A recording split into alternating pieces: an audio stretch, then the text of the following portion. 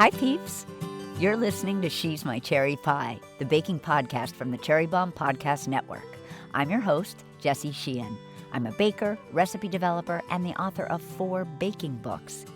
Each Saturday, I'm hanging out with the sweetest bakers around and taking a deep dive into their signature bakes. Today's guest is Dominique Ansel. Yes, the award-winning pastry chef and creator of the cronut, the wildly popular pastry that's a cross between a doughnut and a croissant. Dominique is the founder of Dominique Ansel Bakeries in New York City. Originally from France, he came to the U.S. in 2006 to work as the executive pastry chef at Daniel Boulud's restaurant, and 5 years later, he opened his namesake bakery in SoHo.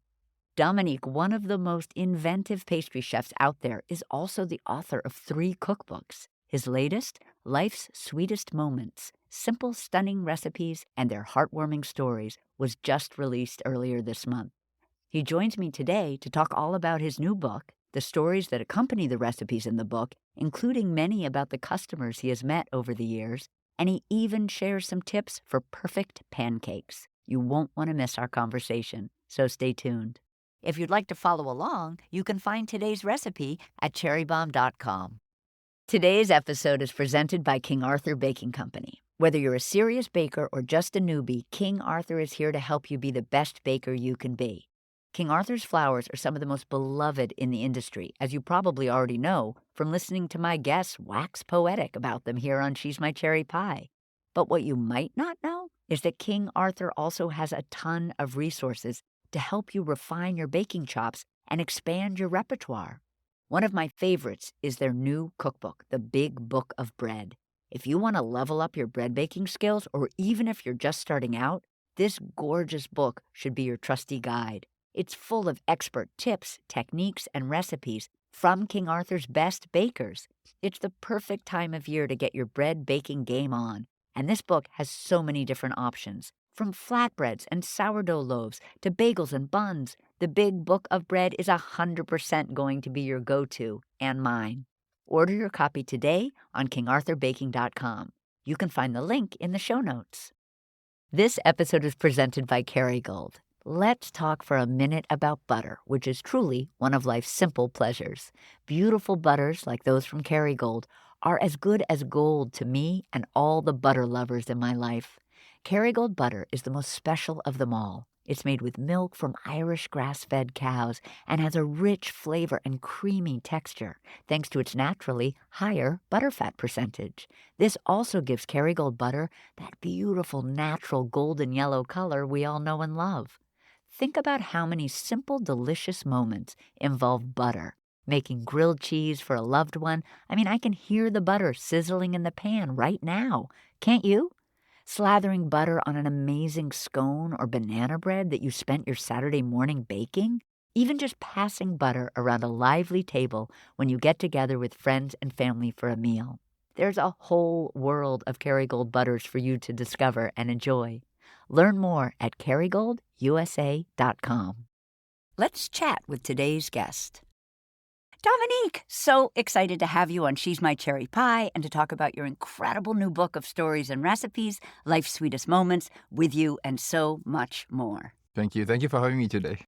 To begin, I feel I must ask you about the croissant donut hybrid, the cronut. Now, for better or for worse, you are forever associated with the world's first ever viral pastry. And I imagine the gratitude you feel for the love it has received is tenfold, but there must also be complicated feelings in the mix? Oh, yes, for sure. The cronut, I think, is and was one of my most beautiful and recognized creation. It has opened, so many doors, thousands of doors for us to do a lot of great things. It has connected us with, the neighborhood, with a lot of charities. We raised a lot of money in the beginning for our fight against hunger in New York City. We've built so much and we've shown so much of creativity right after that. In the beginning, it was tough. It was really, really hard. At the time, I only had 4 or 5 employees at the bakery. My wife was with me as well. We had no managers. We had no one, clean dishes, sweep the floor. We were doing everything ourselves. And we were a very, very small team.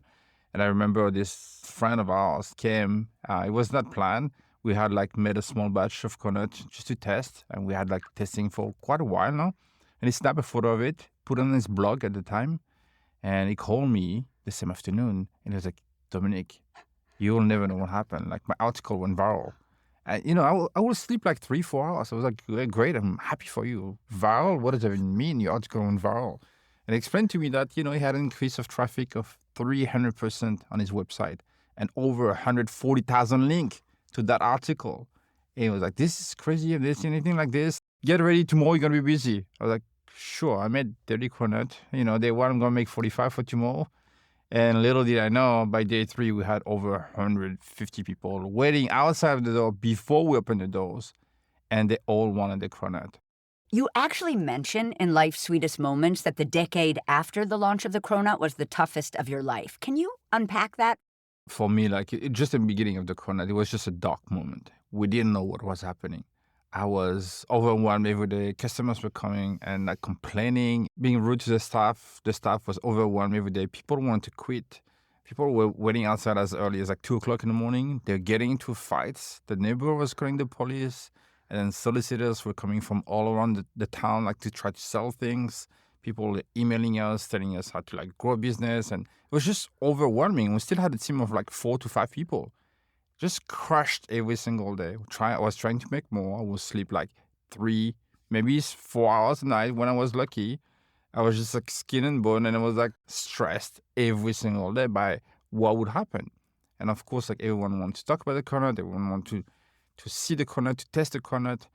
And it was just a black cloud where I didn't know where to go and what to do. So very early on, we decided to stay calm, to focus on quality, the quality of the cronut we're serving every day, to change the flavor every single month, and to increase the production little by little as much as we could. Just keep in mind that we had a kitchen. It's probably 10 feet by 15, and all the equipment inside with one table, one small dough sheeter. That's all we had. It was a dark moment where every day was a struggle. Every day was stressful, and nothing good would come out of it. I felt like not being good enough and not making people happy enough. What I do, it's hard because we do food to connect with people. We do food to please them, bring them to this moment in time where it's a happy celebration. And I feel like every day was just a struggle. And eventually, setting the rules from the beginning, saying that we won't make any exception for anyone. Everyone has to wait in line. We won't change the flavor. Setting those rules made us that little by little we could slowly increase the quantity, focus on the quality, and give a good customer service at the same time. So I wanted to talk about your storytelling, which I did not know you were such an incredible storyteller before I started doing research and reading your books so intensely. But this is your third book, with the first, The Secret Recipes, showcasing your most elaborate desserts. The second, Everyone Can Bake, focusing on your base recipes and your baking building blocks. And now, Life's Sweetest Moments, which is a book of stories and recipes. And it feels to me like the most personal. But although the theme of each book, or the hook, as they say in publishing, is very different, both The Secret Recipes and Life's Sweetest Moments are really story-driven. Can you unpack for us why storytelling is such an integral part of the recipe creation and development and sharing process for you? Of course, I think storytelling is everything. It's not just about food. It's about it's not about peaches and brown sugar. It doesn't say anything. It doesn't tell anything. Can it be good? Sure, of course. But when you bring up a story that connects to that moment in time where you had an inspiration, where you touch someone, where you please someone, where you engrave memories, those moments in time are precious and are everything we do. And a lot of the stories that are my stories that I lived actually connect with the food, connecting with people, and bring all of this together. So storytelling is the most important. It's the same with any chef in a restaurant with a menu. I think storytelling is a beautiful way of explaining what you do and why you do it. And it's a great way for people to remember it. Let's take a quick break and we'll be right back. Today's episode is presented by California prunes, the best kind of prunes out there. I am a big fan of California prunes for 2 reasons. They're a great addition to your pantry when it comes to smart snacking and baking. You probably already know that prunes are good for your gut. You might even know that prunes are also good for your bone health. But what you really need to know is that prunes are absolutely delicious in both sweet and savory dishes. But don't just take it from me. Here's what some of the country's top culinary experts have to say. Chef Bronwyn Wyatt of Bayou St. Cake says, prunes have an earthy, winey richness that pairs beautifully with the tart, fresh flavor of berries. Chef Kat Turner from Highly Likely in LA says, they are an incredibly versatile ingredient that strike a great balance between sweet and savory. They are incredibly sensual. Ana Castro from Acamaya in New Orleans says, prunes have a sultriness to them. They are very rich and like velvet.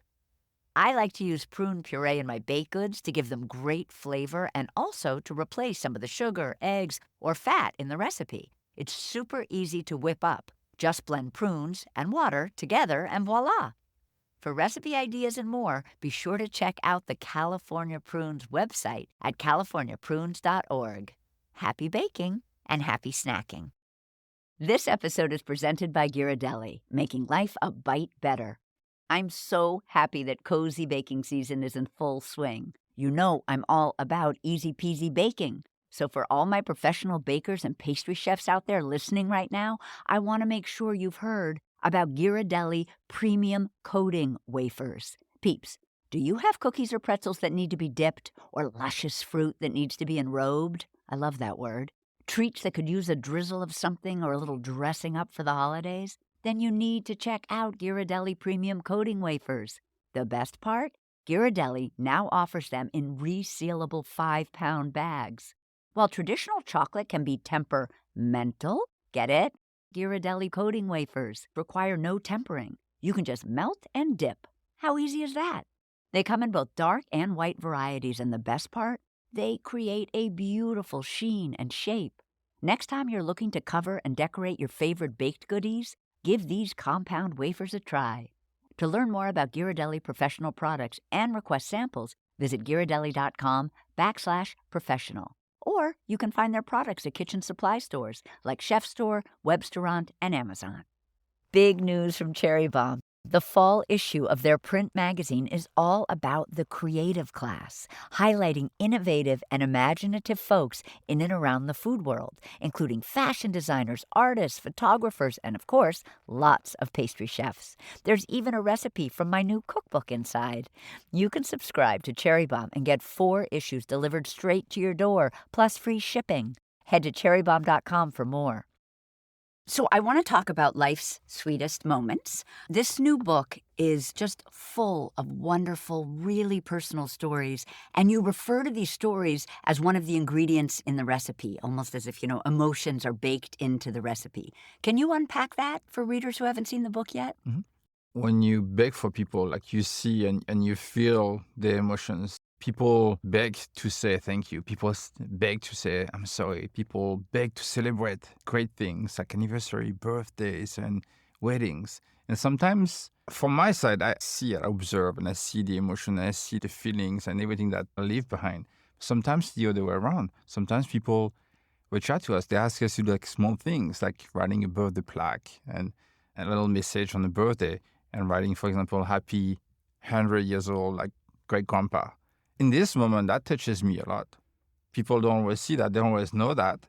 But how great it is to be a part of a celebration for someone's family. How great it is to have like a centerpiece at the end of the birthday and to have people reunited and celebrating around the things that you have built with your hands, the things you have put together, which is baking a cake. It's wonderful to be part of it. It is very touching. For me, it's very touching. Like, it touches me deep inside. People ask me, what makes you get up early in the morning and do what you do? This is it. This is like bringing people together. This is creating those moments that are precious for people. Do you think you're unusual that way? I know there's this idea that bakers, we all want to nurture people and we want to make things for people, et cetera, et cetera. I just don't know if anyone lives it quite as organically as you do. I think a lot of chefs, I know a lot of chefs that they love the craft, they love what they do. I do as well. I love it so much. And with pastry, it can be very nerdy, very scientific, very precise, which I am too. But that connection with people, that emotional part, I think is like almost hospitality. It's like welcoming people to your house, is welcoming your friends to your house and making them live a special moment. And that's very precious to me because there's not too many chefs that talk about it. There's not too many chefs that go that far. They're great at what they do. They do great food. People really love their food. But like one step further is connecting with people and seeing a lot of these emotions through what you bake every day. So tell us about the non-traditional structure of the book and sort of how you landed on that. In the intro, you sort of describe it as like the themes and time periods of our lives. So, I think like, especially from the beginning of my career until now, like I have stages where I've seen myself change as a person, like we all do to a certain extent. And you meet people that influence your life and your decision. You meet people that leave something with you. And staging this into this book, into stories was important for me because I want to show like changes. I want to show evolution. I want to show that we all grow. We don't know everything all the time. Like I'm a new parent. I have a 4-year-old and a year and a half old. I have 2 kids and I'm learning every day. And I'm changing every day based on how I interact with them. It's the same with my guests. The same like with what we live every day. I think and it's important to look this way. Pastry is science, pastry is like perfection, pastry is so meticulous, but there's so much more to it. So the book is really framed around your interactions with your customers. Before we jump into the specific recipes from the book and their stories, I just wanted to flag 2 stories that really spoke to me. So I thought we'd start with a story about the cover photo of your 3rd book, Baby. It is so gorgeous and simple and homey, this cover. And I learned when I read the book that it's actually a picture of baba oram that's assembled or set up in a mason jar. And the story and this application or preparation is inspired by Martha Stewart from a story when you went to her house and she was making salads in mason jars. Can you tell us a little bit about that Martha story and why you have this recipe in the book, which is kind of inspired in some way by Martha? See, when I first came to America, it was 2006. I didn't know who Martha Stewart was. I heard of her, yes, but I didn't know who she was. I didn't know how like big and impactful she was. I met her like dozens and dozens of times. Like we're friends now. I love her, and I think she's really, truly fascinating because you can have a simple conversation and she will, every single time, she'll teach you something about food. And I was surprised because, I came here like almost 20 years of experience as a chef. I thought I knew quite a bit. She showed me things naturally without even asking her. She showed me like tricks. I remember the first time, it's not a story in the book, but first time I cut a pomegranate in half. And we don't have much pomegranate in France. I was trying to get the seeds out with my hands, with my fingers. And she came over, she said, Dominique, let me show you something. She grabbed the pomegranate, flipped it upside down, so it was cut in half. She took the back of a spoon and she tapped it. And all the seeds came down. And I was like, it's a moment where I stopped and I was like, oh my God, how do I not know this trick, right? How do I know this? I'm a professional chef, been working in the kitchen for so many years. How do I not know this trick? I was speechless. I was like, well, all I respect for you. And one of the time where I was to her house, she was actually making salads in a jar. And she was explaining that, it's portable. It's a great way of like mixing it together and like enjoy the salad. And that inspired me to make a baba inside a glass jar. So I love the story about perfection. It's at the start of the family chapter, and it is the story that's connected to the palmier recipe. And you write about the idea of baking being meditative and relaxing, and you say that idea gives you pause. And I feel exactly the same way. I'm always taken aback when people ask me like, oh, are you baking at home for fun? I'm like, fun? Fun? I mean, not exactly. Well, can you unpack that a bit for you, what that makes you feel like when people are like, oh, it's so meditative? When you're a professional chef and you work in the kitchen at a very high level, there's stress. Yeah. There's like rushing. There's timeline to respect. There's quality to deliver. There's so many things, so many aspects of working in a professional context that makes you up your standards in every way possible. So yeah, sure, when you bake at home, you're by yourself, in your small kitchen, you bake this one cake for your family, for your friends, and there's nothing around you and nobody around you. It's relaxing, it's pleasant, it's very chill. You have all the time of the world. When you do like 1,000 cakes within the kitchen and you have to rush, you have a timeline, you have a strict deadline, you have high quality to respect, you have to keep the kitchen clean, you have to communicate with your coworker, and there's a million things going on around. It's not the same enjoyable experience, I would say. In this same story for the palmiers, your ceramicist friend, who plays a role in the story, says to you that there is beauty in imperfection in ceramics, and she provides a word for that. And you say that a word like that does not exist in baking. It's tricky, like I made this beautiful bowl with her, Christina. Of course, it's my first time putting my hands on pottery. So, you have a wheel, you have the clay, and you have to put like enough water in your hands so it slides, but not too much, so it's not too slippery. and you have to model that beautiful clay into a shape.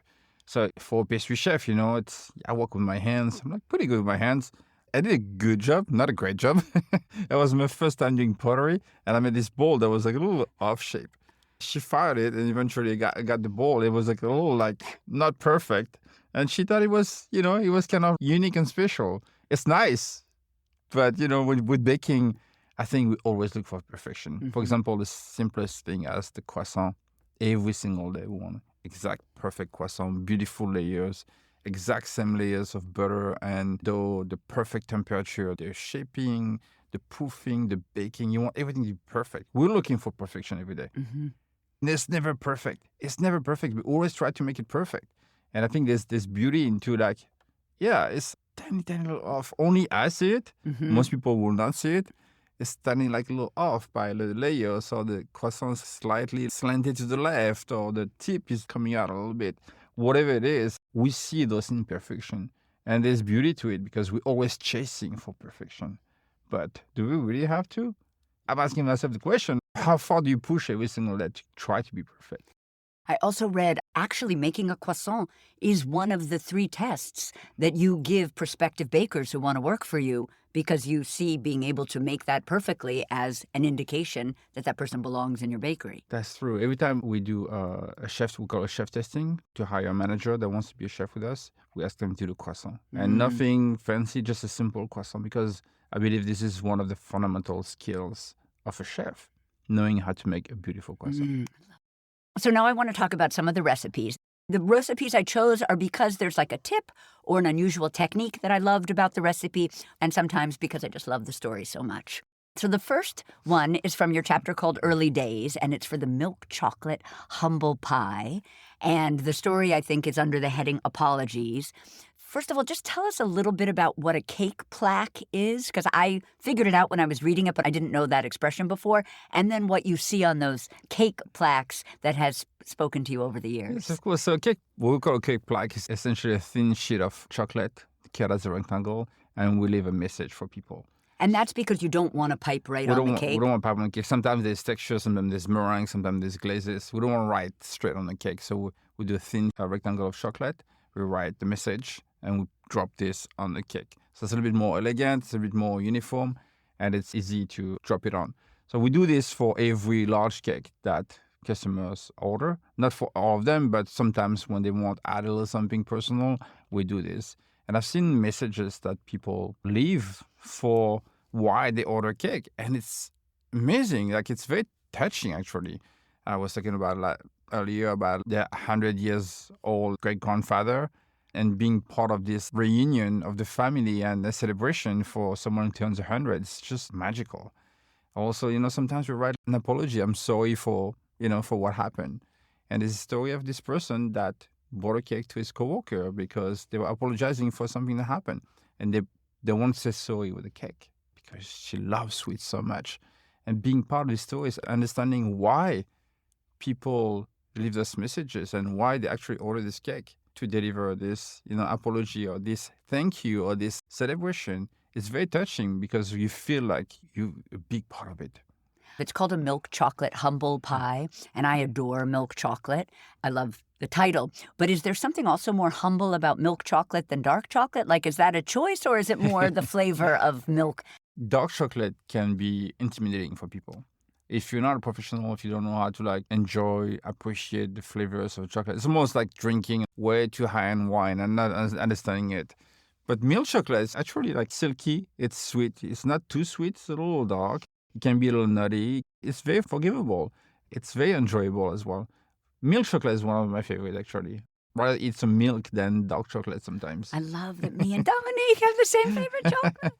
Okay, so the next recipe I wanted to talk about is in the Friendship Years chapter 2, and it's the ultimate cookie. It's the brown butter, dark chocolate, walnut, and sea salt, and the story is called Competition. First of all, I love that some of the recipes in your book generally are one bowl-ish recipes. Mm-hmm. You are not requiring a stand mixer. And I also love the story behind this recipe because it has to do with you learning that really you have to eat cookies when they are freshly baked. If you're going to bring cookies to someone's house, bring the cookie dough and bake them off, which I completely am 100% with you on this. Tell us about the story of judging the competition and how you realized this about cookies. I think it's another like beautiful example of me growing in a different country and not being so aware of the cultural differences. Growing in France, you don't eat that many cookies. French people don't know how to make cookies, and they make it dry. It's not good. At least the one I had when I live back in France. Coming here, cookies is a serious business. Cookie has to be like this different style, of course. There's the chewy one, there's the soft one, there's the crispy one. People have different preferences, but I learned very quickly that there's a cookie that pleases everyone. And while judging competition, I was eating like a few cookies, and I realized some of them were like served warm. And of course they're the best.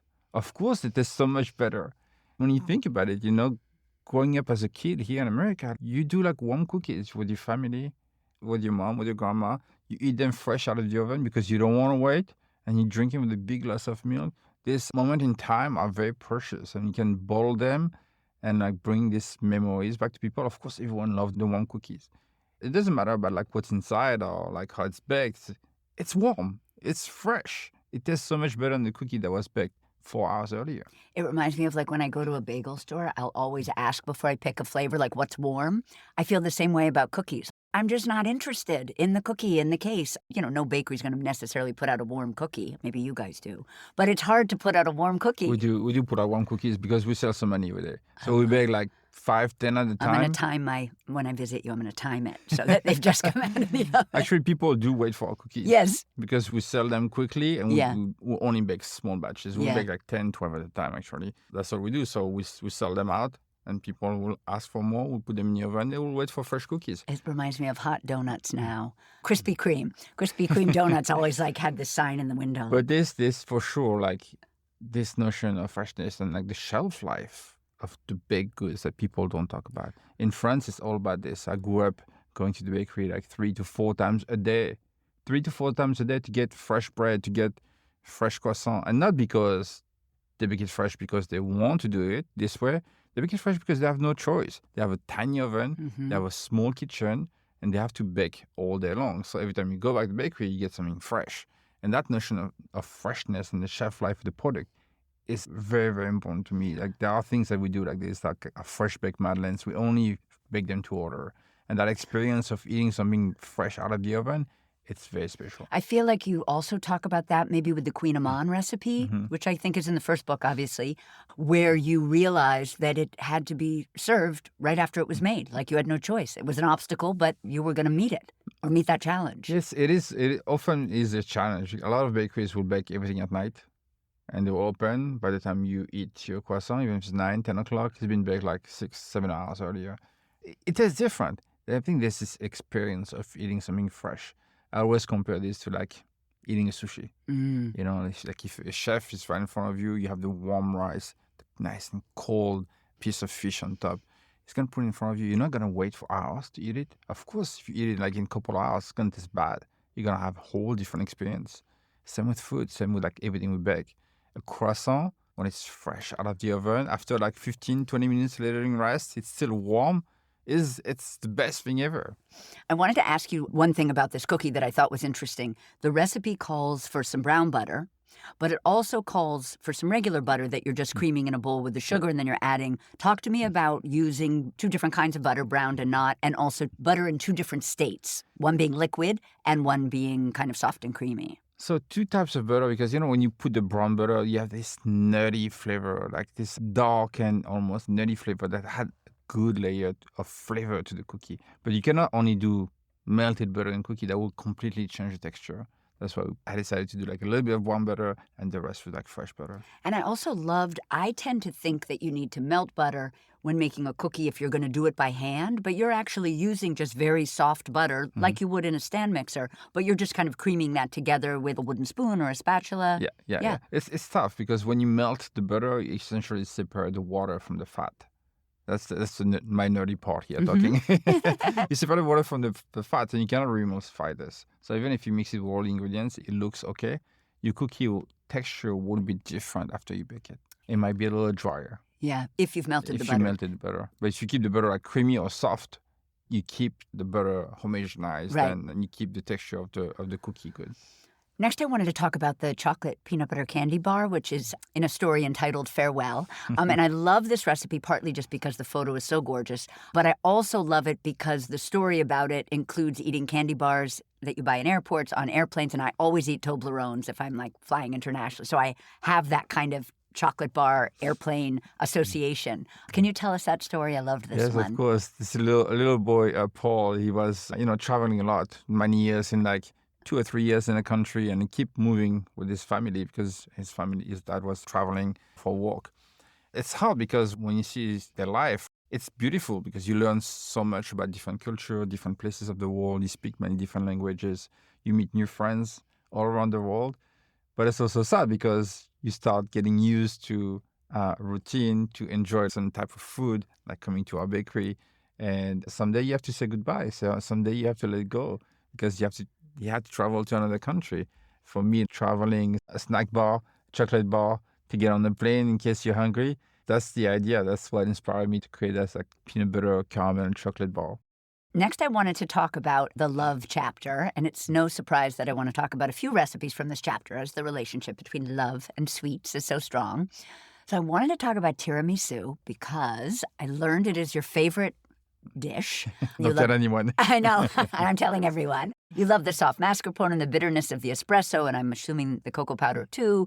And then I also learned that you have very strong feelings about like citrus desserts and meringue. Mm-hmm. So please tell us why you love tiramisu and what your issues are with citrus desserts and meringue. I love tiramisu because I have a lot of Italian friends. I always make fun of Italians and French and our relationship because we're so competitive. We're so close culturally to each other. I always tell my friend, I'm French, but my blood is French, but my heart is probably Italian. And I love so much about Italy, the country, the food, the people. It's a beautiful country. Tiramisu is comforting, simple desserts that can be like not too sweet, a good, creamy, like nice mascarpone flavor, and this coffee soaked ladyfinger. It's simple. It's simple, but it talks to me because I don't want anything too complicated when I eat sweet. I love eating sweet. It's probably one of my favorite desserts, if it's not my favorite dessert. So there's a lot of people making it. Sometimes they're well done. Sometimes they're too sweet or not soaked enough, over soaked. It's a little tricky because most of the time savory chefs make them, not pastry chefs. Oh, that's interesting. Why? Why? Because it's a simple dessert and people think it's simple to make. It is simple to make if you make it well.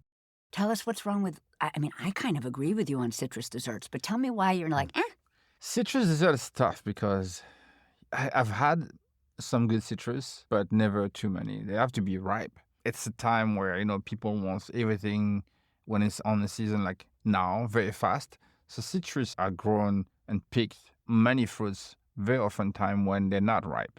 And when they're not ripe, they have too much acidity or it's too sour or it's not always pleasant to eat. It's rare when I have good citrus. I'm like, oh, it's actually really good, juicy. The acidity is like perfect. The sweetness is good. Citrus dessert is something that it is hard to pair with anything else because the acidity of the citrus makes it watery. It's juicy. It's sour, so it's hard to pair with anything else. It's not impossible, but it's challenging. And meringue, I think I even read you find it like a little chalky. Oh my God, just talking about it, I have goosebumps. Dominique, I love learning this. I can't. Oh my gosh, even though you have to make it. I do not like meringue. We have many things on the menu that contains meringue. But I tell people, I do not bake for myself. I bake for people. Yeah. People love pavlova. I have to make a meringue. People love our mini cake, the miniature meringues. So cute. And I have to make them. Yeah. I don't enjoy making them. I don't enjoy eating them. I feel weird about it. I don't like the texture. I don't like the... I can see it in your face. Really, look at my arms. I'm There's the hair standing up on Dominique's arms. But I still do it. Yeah. I still do it because people appreciate it. I still do it because I know it's good. Yeah. It's good together. I'll eat a spoon. I'll taste it, of course. I will not enjoy it if I had to eat a whole dessert with meringue. Also, I wanted to ask one question about the ladyfinger recipe, which is you have, I think, equal in weight the amount of cornstarch to flour. It might be equal in volume, but it's equal in one of those ways. It's not like a teeny tiny bit of cornstarch. Tell us about the addition of that. So cornstarch is always one of my little tricks. I realized that anything that is made with egg whites and that you whip very often, like if you don't work fast enough, if you overmix, it will collapse. If you don't whip the eggs correctly, it will collapse. And the cornstarch mixed with the starch and the addition of the meringue kind of stabilize the meringue and make it so it doesn't collapse as much. I wanted you to tell us about the burnt sugar ice cream, which is in the Heartbreak chapter, and it's a story about Anthony Bourdain. It's a heartbreaking story, but it's also a beautiful story, so I thought I would love you to share it. It's a sad story, but I keep a fond memory of Tony. Anthony Bourdain came to our kitchen. He was filming a piece about craft, a documentary about how much craft goes into what people do, not only about food, but about things in general. And I was one of the pieces talking about baking and how much passion, how much hard work, how much craft goes into it. And I want to show him one of the pastries that I've created. It's called the Heartbreak. And of course, there's ice cream, and there's like these beautiful petals of meringue. And we're talking about heartbreak, and he was telling me that his first heartbreak was devastating. It is for most people. I show him a little bit, like how we have a little match, and we ask people to light on fire this like rice paper that goes around the meringue. So it starts with a beautiful composed daisy flour in a plate, and it turns into ashes. It starts with something beautiful and ends up with something like not very pretty, sad. But in that little dessert, you have a small dish with ice cream where you can actually enjoy the ice cream. Ice cream is something that people often eat during a heartbreak. So true. So it's a good connection between all the two. And Tony was telling me a story about his first heartbreak and how actually after like tasting the ice cream, he felt better. Oh, I love that. I know I usually feel better, but sometimes then I eat the whole pint and I don't feel better. Yeah, that's not a bad thing. No, it's not. It's not. I wanted to talk about the raspberry rose souffle, which is in the persistence chapter. There's again a cornstarch tip that I want to talk about for this recipe, but it's also a very sweet promposal story with a young customer of yours. Yeah. Can you tell the story? Sure. This is this young kid that kept on reaching out to the bakery. He wanted to make a souffle to ask his friend for a prom. He reached out many times, and then the team eventually, forwarded me the email and asked me to tell me about guests. One day as I was leaving the bakery, like this guest was outside, and he ran to me, asking me for tips. I was like, "Well, what's going on? Why are you so nervous?" And he told me that he had made the souffle like many, many, many times over, and it was always collapsing. It was never perfect. So I just gave him a little tip that I put a little bit of cornstarch in my souffle that stabilize the starch and the egg whites, and that make it that the souffle is a little bit more resilient. It's not like it's not going to collapse. It's just it makes it a little sturdier, a little like firmer without compromising the texture, the light texture of the egg white souffle. And he did it. After a while, he reached out to me and he said it was a success. And he asked her for prom, and then she said yes. I love that. That was a very sweet story. Oh. I wanted to talk about a recipe in Chapter 4, Family Life. It's the pound cake recipe, and the story is called Jazz. But I am in love with this recipe because, first of all, it's a melted butter pound cake. But talk to me about the choice of using melted butter, only because I feel like people associate pound cake with 5 minutes of beating butter and sugar and then eggs, and maybe it's because yours has a tablespoon of baking powder, so you're getting your leavening from a different way. But talk to me about where the melted butter pound cake came from. But with pancakes, like anything, any recipes, you will find like hundreds, thousands of recipes and people that do different things with it. You have to look at it always more the scientific way, or the things I know. And if I don't know about it, which I don't know everything, I'll research about it. So you'll ask Martha, because she knows everything. I'll ask Martha, she knows everything.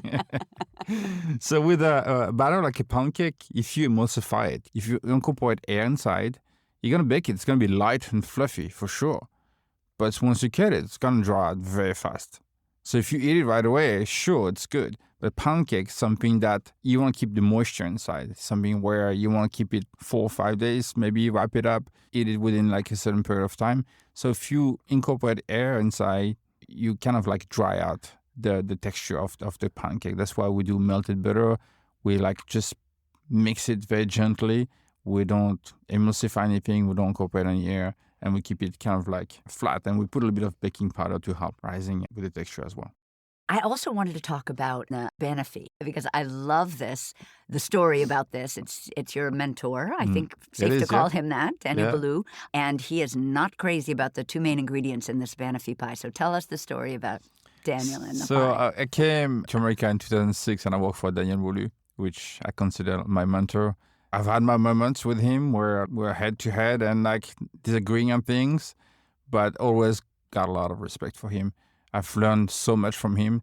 I've always had last minute requests and making a special desserts and because someone likes something. And for any chefs, you go with your menu, you stick with it, and you want people to follow you. You want people to trust you. You want people to try your food. But with Daniel, he always try to make people feel special. He always go out of his way to do a special dish, a special menu for someone, or someone that comes back, a regular. You always try to make something else. And with that, yeah, it's painful in the beginning because I have a menu with like 10 desserts. Well, would you want me to make another one that is not on the menu? Or would you want me like on a Saturday night to like stop everything and go make a souffle for someone? But this is special. This is someone that's really understanding what guest experience is about and what like every dish can influence their experience and make them feel special, make them feel a different way. And that's the beauty of hospitality, more than like being a chef that is so confident, so stubborn about all his dishes. And that's some flexibility of mind. That's some like closeness to his customers and his guests. And that's very special. I've learned this in the beginning. I hated it because I thought it was like so dysfunctional. I thought it was like so tiring and so painful. But very quickly I learned that we're making people feel special. And when these guests, walk into the kitchen from the dining room and they see this bright light, all the chefs running around, and they thank you for that special dish you bake for them, you make for them. That makes you feel a certain way. And you're like, oh, now I see, now I understand. Yeah. So I've learned a lot from him. And 2 things he doesn't like, it's white chocolate and bananas. 2 things he actually hates. And when people ask me, what would you cook for Daniel? What would you bake for Daniel? I'll tell them, I don't challenge myself to make him like bananas and white chocolate in one dish. Or maybe I'll hide it. I'll hide it with like flambéed banana, with a little bit of passion fruit, a little bit of rum. Hide the flavor of the banana so it's not too pronounced. Had a hint of floral note in the bananas and the white chocolate. Maybe I'll caramelize it. Maybe I'll make it taste a little different. So he actually changed his mind about bananas and white chocolate. Love that. Finally, I wanted, in the traditions chapter 5, I wanted to talk about your buttermilk pancakes. It's a family tradition. That's the name of the story that goes along with this recipe. And you have so many good pancake tips that I just wanted you to share. So first of all, butter. You really want people to butter their pan. You don't want them to spray them. And I thought this was interesting just because I actually, when I make like French toast, I put oil in the pan rather than butter because I feel like you get this incredible like crispy fry on it. And I was wondering what you think about that. So I will sometimes, don't tell anyone, but I'll sometimes spray and then make French toast. And I love the crispiness. Yes, I'm not getting the butter flavor, but I love the crispiness. But talk to me about your pancakes. I think you should do butter always. Okay. Butter is so much better, so much more flavor. If you get the butter like hot enough, before you drop you actually French toast, you'll get that crisp. Your pan has to be hot enough. Okay. You don't want like a brown butter, of course, but you want the butter to be hot enough so when you drop it, you get like it crispy. Immediately sizzles. It sizzles right away. So, with pancake, it's different, right? I put a little bit of butter, yes, because I don't love using oil when I bake. Mm-hmm. Sometimes I do, but when I must. So with butter, there's always flavor. The pancake is, now a tradition in my family. I made some pancake for my son when he turned 1, and then when he turned 2, and then when he turned 3. So we're going to keep that tradition going. It's something that we've built throughout the years. It's tricky. We talk about like having many recipes for many different pastry elements. Pancake is the same. There's hundreds of recipes out there. There's a fluffy pancake. There's a tall one. There's a very tiny one. It depends what kind of pancake you like. The one I like, they're light and fluffy. So I put a little bit of butter, turn up the heat in the beginning, and drop it. Yeah, that was my next question. I know you have high heat or medium high, let's say, and then you're going to drop it once the batter hits the pan. How come? So I want the pan to be hot because I want that color, that first color of the pancake when it touches the pan. I don't want it to be like cold or warm. So you want to heat it up very fast and then drop it. So the temperature is not too hot. And of course, pancake, you won't bake them slowly. They have time to rise with the baking powder inside. You say that maybe every pancake is this, and I've just never thought about it that way, but you say that your recipe is a modified cake batter. Mm-hmm. It actually calls for pastry flour. and the recipe calls for a lot of leavening. Can you tell us how the recipe is cake batter-ish and tell us why you like pastry flour in it? I think people always underestimate the power of flour. The flour is important in every recipe you do. Not just, use a high gluten flour for your croissant, your bread, but also in everything you bake. And pastry flour is a little bit more refined flour, usually type 55. It's like lighter flour, not too much gluten inside. So you want this light, delicate texture of the flour that will bind kind of like your batter, and that'll make it light and fluffy. You can use AP flour.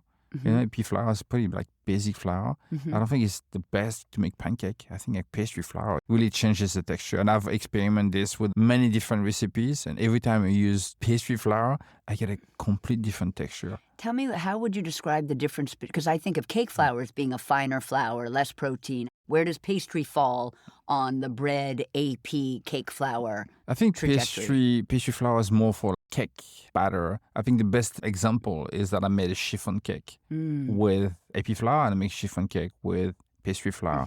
The one with AP flour was flat and dense. And the one with pastry flour was like super light and super delicate texture. So it changes almost like the texture of the batter, and it makes it like light. So you get the starch, but you don't get too much of the elasticity, too much of the heaviness of the starch inside the flour. Thank you so much for chatting with me today, Dominique. And I just want to say that you are my cherry pie. Oh, thank you so much. That's it for today's show. Thank you to King Arthur Baking Company, Kerrygold, California Prunes, and Ghirardelli for supporting this episode. Don't forget to follow She's My Cherry Pie on Apple Podcasts, Spotify, or wherever you listen, and tell your pals about us. You can find today's recipe at cherrybomb.com. She's My Cherry Pie is a production of the Cherry Bomb Podcast Network. Thank you to CityVox Studio in Manhattan. Our producers are Carrie Diamond, Catherine Baker, and Jenna Sadu. And our content and partnerships manager is London Crenshaw. Thank you so much for listening to She's My Cherry Pie, and happy baking.